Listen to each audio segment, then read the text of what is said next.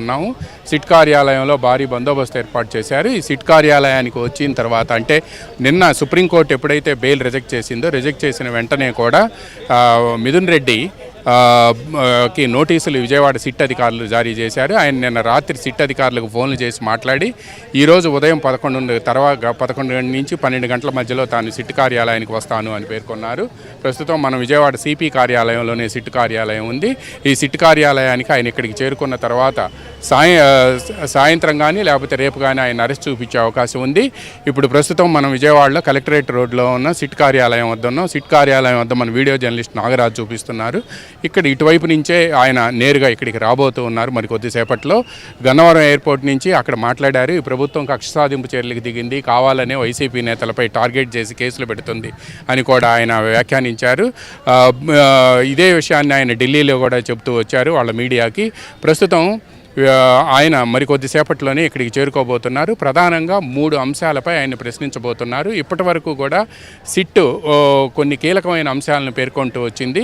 ఇందులో ప్రధానంగా ఏంటంటే సిట్టు చెప్తుంది హైకోర్టులో మిథున్ రెడ్డి ముందస్తు బెయిల్ పిటిషన్ ఏదైతే వేశారో దానికి కౌంటర్ వేసే సమయంలో కూడా సిట్టు కొన్ని కీలక అంశాలను పేర్కొంది. అందులో ప్రధానంగా ఒకటేంటంటే సిట్టు పేర్కొన్న అంశం మిథున్ రెడ్డి ఈ పాలసీ ఫ్రేమ్ చేసినప్పుడు కూడా ఆయన హస్తం ఉంది అని చెప్పి ఆ తర్వాత నేరుగా అంటే పాలసీ ఫ్రేమ్ చేయటం అంటే 2019లో వైఎస్ఆర్ కాంగ్రెస్ పార్టీ అధికారంలోకి వచ్చిన తర్వాత అంతకుముందు మద్యం షాపులన్నీ కూడా ప్రైవేట్ వ్యక్తుల చేతుల్లో ఉండేవి. ఆ తర్వాత వీటిని గవర్నమెంట్ చేతుల్లోకి తీసుకొని గవర్నమెంటే నేరుగా మద్యం రంగంలోకి దిగింది.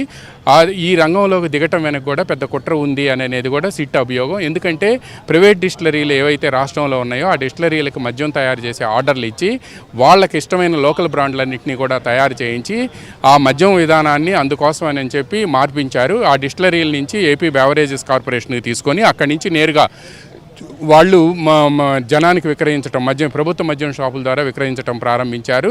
ఈ మొత్తం వ్యవహారంలో కూడా మల్టీనేషనల్ కంపెనీ బ్రాండ్స్ అన్నింటినీ కూడా పక్కన నెట్టేసి లోకల్ బ్రాండ్స్ని తయారు చేయించి అమ్మించారు అనేది ప్రధానమైన అభియోగం. ఇలా చేసినందుకు డిస్టిలరీల నుంచి నేరుగా ప్రభుత్వానికి ముడుపులు ముట్టాయి అనేది ఈ పాలసీ ఫ్రేమ్ చేసేటప్పుడు పాలసీ చేంజ్ చేసేటప్పుడు కూడా మిథున్ రెడ్డి హస్తం ఉన్నది నెంబర్ 1. నెంబర్ 2 డిస్టిలరీల నుంచి ముడుపులు తీసుకోవటం, ఏపీ బెవరేజెస్ కార్పొరేషన్ నుంచి ఏ డిస్టిలరీకి ఎంత మేరకు ఆర్డర్ ఇచ్చారు, ఎక్కువ ఆర్డర్ ఇచ్చిన వాళ్ళకి వాళ్ళ దగ్గర నుంచి కూడా డబ్బులు తీసుకోవడంతో పాటు ఆ ముడుపులు వసూలు చేసి ముడుపుల వసూలుకు సంబంధించి కూడా కేసిరెడ్డి గ్యాంగ్ ఏదైతే ఉందో రాజు కేసిరెడ్డి ఎవరైతే ఉన్నారో అతని గ్యాంగుకు సంబంధించిన సభ్యులు మొత్తం 10 మందికి ఈ ముడుపులు వసూలు చేసే కార్యక్రమాన్ని అప్పగించడం వెనక కూడా అతని పాత్ర ఉంది అనేది కూడా ప్రధానమైన అభియోగం.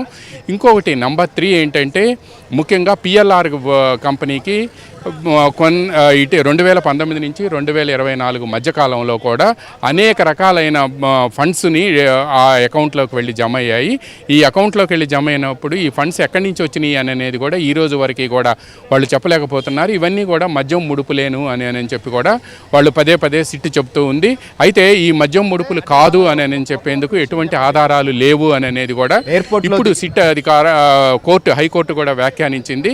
మద్యం ముడుపులు కాదు అని మీరు ఎలా చెప్పగలరు అనేది దానికి సంబంధించి మీ వద్ద ఏమైనా ఆధారాలు ఉన్నాయా అని కూడా ప్రశ్నించింది. అంటే మీరు అన్నట్లుగా 3 అభియోగాలు అయితే కొద్దిసేపటి క్రితమే మిథున్ రెడ్డి కూడా ఎయిర్పోర్ట్లోకి దిగినప్పుడు అక్కడ ఉన్నటువంటి మీడియాతో కూడా మాట్లాడుతూ నోటి మాటలతో చేసినటువంటి అభియోగాలకు ఈ కేసులు కూడా పెట్టారు, ఇదంతా కక్ష సాధింపు అనేది. అయితే నోటి మాటలతో జరిగినటువంటిదా లేకపోతే సిట్ విచారణలో ఇప్పటి వరకు వెలుగు చూసినటువంటి వాస్తవాలు చూసినప్పుడు అంటే ఈ పాలసీ ఫ్రేమ్ చేసిన దగ్గర నుంచి ఎండ్ వరకు జరిగినటువంటి ప్రక్రియలో సేకరించినటువంటి ఆధారాలు ఏంటి ప్రాథమికంగా?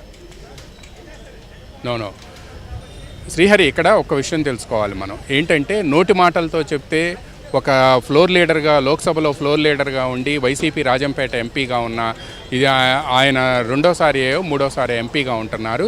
అటువంటి వ్యక్తిని అరెస్ట్ చేయడం అనేది సిట్ అంత తేలిగ్గా చేయదు.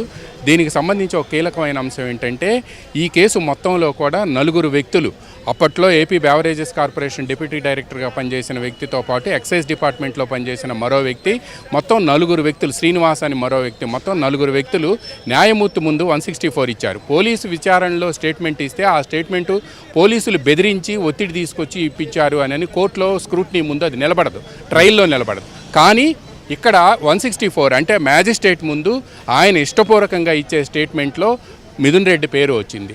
శ్రీనివాస్ ఇచ్చిన స్టేట్మెంట్లో కానీ లేకపోతే అంతకుముందు మరో ప్రసాద్ ఇచ్చిన స్టేట్మెంట్లో కానీ ఈయన పేరు స్పష్టంగా వచ్చింది. అందువలన తాము అరెస్ట్ చేస్తున్నాము, తమకు ఈ ఎవిడెన్స్ ఉంది అని చెప్పి హైకోర్టులో సిట్ అఫిడవిట్ ఫైల్ చేసిన తర్వాతనే హైకోర్టు బెయిల్ రిజెక్ట్ చేసింది.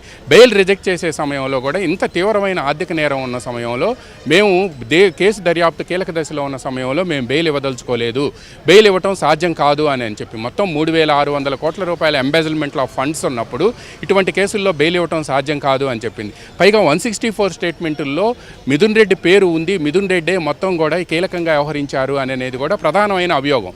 పిఎల్ఆర్లో ప్రాజెక్ట్స్లోకి ఎలా వెళ్ళినాయి ఈ ఫండ్స్ సిట్ ఏం చెప్తుంది, ఇవన్నీ కూడా మద్యం డిస్టిలరీల నుంచి వసూలు చేసిన ముడుపులు అని చెప్తున్నారు.